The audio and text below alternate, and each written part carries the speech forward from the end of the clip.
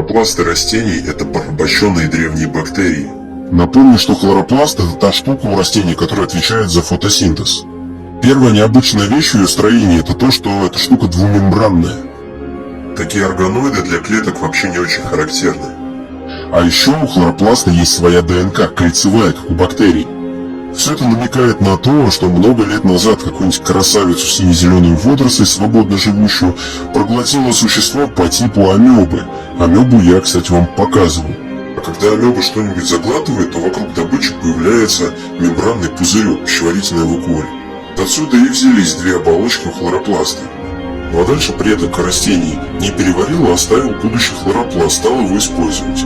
И, кстати, такое поглощение происходило неоднократно.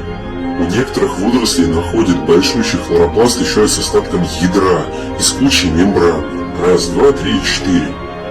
Так что тяга кого-нибудь съесть, а потом воспользоваться его способностями – это отличный такой эволюционный сценарий для кучи водорослей. Вся эта история получила название теории симбиогенеза, и я не знаю, говорят сейчас об этом в школе или нет. Симбиоз вообще частая штука, как у этой инфузории с зелеными водорослями, например. Так что благодаря сине-зеленым водорослям мы получили хлоропласты.